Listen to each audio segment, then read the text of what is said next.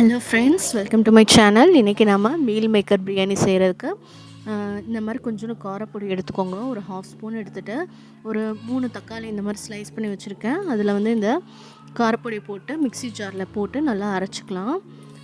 நல்லா வந்து பேஸ்ட் ஆகணும்னு அவசியம் இல்லை, கொஞ்சம் குறைன்னு இருந்தால் போதும். இப்போ ஒரு குக்கர் எடுத்துக்கோங்க. குக்கரை நல்லா கழுவிட்டு அதில் வந்து கொஞ்சம் ஆயில் ஊற்றிக்கோங்க. ஒரு ஒரு கரண்டி அளவுக்கு ஆயில் ஊற்றிக்கோங்க. இப்போ நான் அதில் கொஞ்சோண்டு வந்து நெய் ஆட் பண்ணிக்கிறேன். நெய் எதுக்குன்னா பிரியாணிக்கு வந்து நல்லா டேஸ்ட்டை என்ஹான்ஸ் பண்ணி கொடுக்கும். இப்போ நான் அதில் 2 பட்டை, ஒரு அன்னாசிப்பூ, ஒரு ஜாவித்ரி, 2 கிராம்பு போட்டு இந்த மாதிரி வந்து நல்லா வந்து அந்த எண்ணெயில் வறுத்துக்கோங்க. வறுத்ததுக்கப்புறமா அதில் கொஞ்சம் ஸ்லைஸ் பண்ணி வச்சுருக்க ஒரு 2 பெரிய வெங்காயம், வெளுத்துள்ளியை 2 பெரிய வெங்காயம் சின்ன சின்னதாக ஸ்லைஸ் பண்ணி வச்சுருக்கேன், அதையும் ஆட் பண்ணிக்கலாம். அதையும் நல்லா இந்த எண்ணெயில் போட்டு பொரிச்சிருங்க. அதுக்கப்புறமா சைடில் வந்து நான் வந்து மீல் மேக்கர் பால்ஸ் வந்து ரெடி பண்ணி வச்சுருக்கேன். மீல் மேக்கரை வேக வச்சு அது ட்ரைன் பண்ணிவிட்டு அதை மிக்சியில் அரைச்சி நல்லா வந்து அதை பால் மாதிரி பண்ணி வேக வச்சுருக்கேன். அப்புறம் வந்து இந்த ஆனியன்ஸ் மேலே வந்து ஒரு 4-5 பச்சை மிளகா வந்து ஆட் பண்ணிக்கோங்க. ஆட் பண்ணிவிட்டு ஒரு தடவை கிண்டி விட்டுருங்க. இப்போ நல்லா வந்து அந்த கோல்டன் ப்ரௌன் ஆகிற வரைக்கும் கொஞ்சம் வெயிட் பண்ணணும்.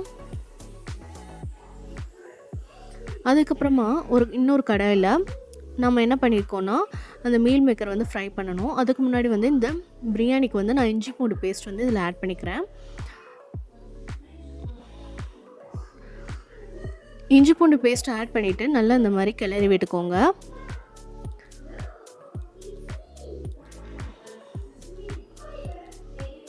நல்லா வந்து இஞ்சி பூண்டு பேஸ்ட்டோட பச்சை வாசனை போகணும், அந்த அளவுக்கு வந்து நீங்கள் நல்லா வந்து கிளறி விட்டுக்கோங்க.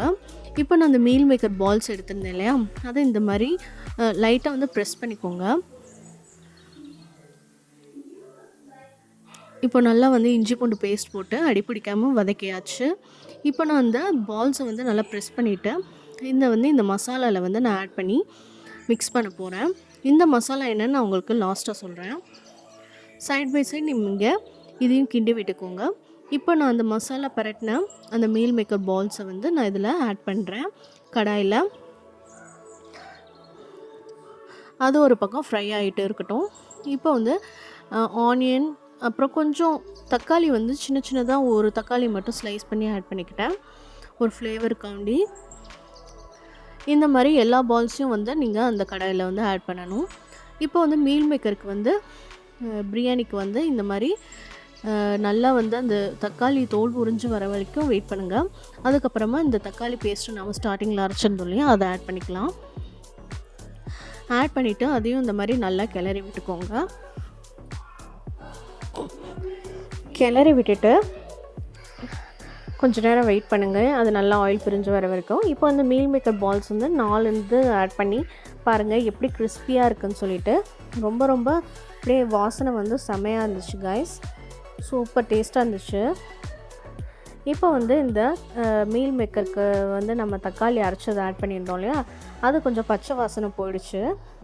இப்போ நான் அந்த பால்ஸ் வந்து என்ன தந்தூரி சிக்கன் பவுடரை வச்சு தான் நான் வந்து மீல் மேக்கருக்கு வந்து அந்த பவுடரை ஆட் பண்ணியிருந்தேன். இந்த பவுட்ரு வந்து நீங்கள் கடையில் வாங்கிக்கலாம், இல்லை வீட்லேயே நீங்கள் பண்ணுறதுனா கூட பண்ணலாம். அப்புறம் வந்து நான் பிரியாணி குருணை அரிசி வந்து ஊற வச்சுருந்தேன் ஆல்ரெடி ஒரு 1/2 அன் ஹவருக்கு முன்னாடி. அந்த அரிசி தான் நான் வந்து இதில் ஆட் பண்ண போகிறேன். அதுக்கு முன்னாடி நான் வந்து ஒரு பிரியாணி பேஸ்ட்டு வந்து வாங்கியிருந்தேன் கடையில் இருந்து. இது ரெடிமேட் பிரியாணி பேஸ்ட்டு தான். நம்ம இது கூட இதை ஆட் பண்ணி பண்ணுறதுனால டேஸ்ட் இன்னும் நம்மளுக்கு என்ஹான்ஸ் பண்ணி கொடுக்கும். இதை நீங்கள் ஸ்கிப் பண்ணுறதுனா கூட பண்ணிக்கலாம், சும்மா சாப்பிட்றதுக்கே நல்லாயிருக்கும். ஆனால் இந்த பேஸ்ட் வந்து ஆட் பண்ணிங்கன்னா இன்னும் வந்து கொஞ்சம் ஃப்ளேவர் வந்து என்ஹான்ஸ் பண்ணி கொடுக்கும், ரொம்ப நல்லாயிருக்கும் டேஸ்ட்டும். இப்போ அந்த பிரியாணி மசாலாவோட அந்த தக்காளி வெங்காயம் எல்லாமே வந்து கொஞ்சம் மிக்ஸ் ஆகட்டும், அது வரைக்கும் கொஞ்சம் வெயிட் பண்ணலாம். இப்போ இந்த கடாயில் வந்து நம்ம மீல் மேக்கர் ஃப்ரை பண்ணிகிட்ருக்கோம். இந்த கடாயில் வந்து நம்ம மீல் மேக்கரை ஆட் பண்ணிக்கலாம். இந்த குக்கரில் வந்து சாரி கைஸ், நான் அதை வீடியோ எடுக்க மறந்துட்டேன். மீல் மேக்கரை வந்து நான் இதில் ஆட் பண்ணிட்டேன். இந்த பிரியாணி மசாலாவோட ஆட் பண்ணிவிட்டு நான் அதில் வந்து இப்போ அரிசி ஆட் பண்ணுறேன். அரிசி வந்து நான் ஆல்ரெடி 1 மணி நேரம் ஊற வச்சுருந்தனால அந்த தண்ணி இல்லாமல் அரிசியை மட்டும் தனியாக எடுத்து ஆட் பண்ணணும். இந்த மாதிரி கொஞ்சம் கொஞ்சமாக ஆட் பண்ணி நல்லா வந்து அதை கிளறி விட்டுக்கோங்க.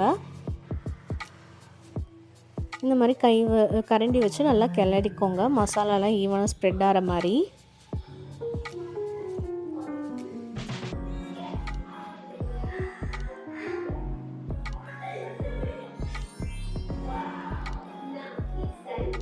நல்லா இந்த மாதிரி வந்து கிளறி விட்டுட்டே இருங்க, இல்லாட்டி மசாலா கீழே அடிப்பிடிச்சிரும். ஈவனாக வந்து எல்லா அரிசி அந்த மசாலாவோட ஸ்ப்ரெட் ஆகிற மாதிரி கலந்து விட்டுக்கோங்க. இந்த மாதிரி நீங்கள் ஸ்ப்ரெட் பண்ணுறதுனால அந்த மசாலா வந்து எல்லா இடத்துக்குமே ஈவனாக ஸ்ப்ரெட் ஆகும். இப்போ நான் அந்த அரிசி ஊற வச்ச தண்ணி ஒரு கிளாஸ் இருந்துச்சு, அதை ஆட் பண்ணிக்கிறேன். இது ரொம்ப நேரம் ஊற வச்சுருந்ததுனால நம்ம தண்ணி கம்மியாக ஆட் பண்ணாலே போதும் தான். இப்போ ஒரு கிளாஸ் வந்து தண்ணி ஊற வச்சது, இப்போ இன்னொரு கிளாஸ் அதே கிளாஸில் வந்து சுடு தண்ணி வந்து நான் ஆல்ரெடி வந்து சூடு பண்ணி வச்சுருக்கேன், அந்த தண்ணியும் வந்து இதில் ஆட் பண்ணிக்கிறேன். பாருங்கள் கலர் எப்படி வந்திருக்குன்னு சொல்லிட்டு, ரொம்ப சூப்பராக இருக்குது பார்க்கவே.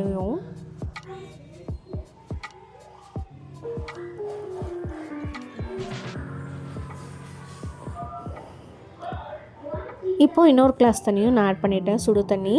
ஹாட் வாட்டர் தான் ஆட் பண்ணணும். நீங்கள் தப்பி தவறி கூட பச்சை தண்ணி ஆட் பண்ணிடாதீங்க, ஏன்னா அரிசி வந்து குழஞ்சிடும். இப்போ பாருங்கள், இப்போ இதுக்கு மேலே கொஞ்சம் கொத்தமல்லி வந்து தூவிட்டேன். நல்லா வந்து இப்போது டேஸ்ட்டு கரெக்டாக இருக்கான்னு செக் பண்ணிக்கோங்க, எப்படி இருக்குன்னு சொல்லிவிட்டு. இப்போது லாஸ்ட்டாக வந்து இதில் வந்து கொஞ்சம் நெய் ஆட் பண்ணிக்கிறேன் நான், ஒரு ஃப்ளேவர் என்ஹான்ஸ்மெண்ட்காண்டி. நீங்கள் இது மேலே கொஞ்சம் லெமன் வந்து ஸ்குவீஸ் பண்ணுறதுனாலும் பண்ணிக்கலாம், நான் பண்ணலை. ஓகே, இப்போ நல்லா கொதி வந்துடுச்சு. திருப்பி ஒரு தடவை ரைஸை வந்து நல்லா கிளறி விட்டுக்கோங்க, கீழேருந்து மேலே வரைக்கும். இந்த மாதிரி நல்லா கிளறி விட்டதுக்கப்புறமா நீங்கள் குக்கரை மூடி வச்சுட்டு ஒரு விசில் வர வரைக்கும் வெயிட் பண்ணுங்கள். அப்படி ஒரு விசில் வரலைன்னா 10 மினிட்ஸில் வந்து குக்கரை ஆஃப் பண்ணிவிடுங்க. அவ்வளோதான். இப்போ மீல் மேக்கர் ஃப்ரையும் எல்லாமே ரெடி ஆகிடுச்சு சூப்பர்பாக. இப்போ வந்து குக்கரை திறக்கலாம், ஒரு விசில் வந்துருச்சு. இப்போ நான் குக்கரை திறக்க போகிறேன். நல்லா ப்ரெஷர் ரிலீஸ் ஆகிடுச்சு பாருங்கள், சூப்பராக வந்திருக்கு. மேலே இருக்கிற மசாலா வந்து ஈவனாக இப்போது ஸ்ப்ரெட் பண்ணி விட்டுக்கலாம் ரைஸோட. நல்லா அரிசி நல்லா பக்குவமாக வெந்துருச்சு கைஸ், நீங்களே பாருங்கள்.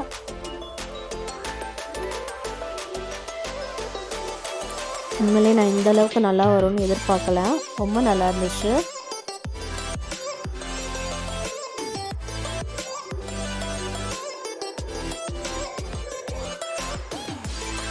இப்போது தம் வச்சிடலாம். இப்போ அதே குக்கரை வந்து மூடி போட்டு மேலே வந்து ஒரு வெயிட் வச்சுருங்க. வச்சுட்டு ஒரு 10 to 20 மினிட்ஸ் வெயிட் பண்ணுங்கள். அதுக்கப்புறம் அந்த தம் ரிலீஸ் ஆனதுக்கப்புறம் நீங்கள் எடுத்து சர்வ் பண்ணிங்கன்னா ரொம்ப நல்லாயிருக்கும். இப்போது 10 to 20 மினிட்ஸ் வந்து நான் தம் வைக்கிறேன்.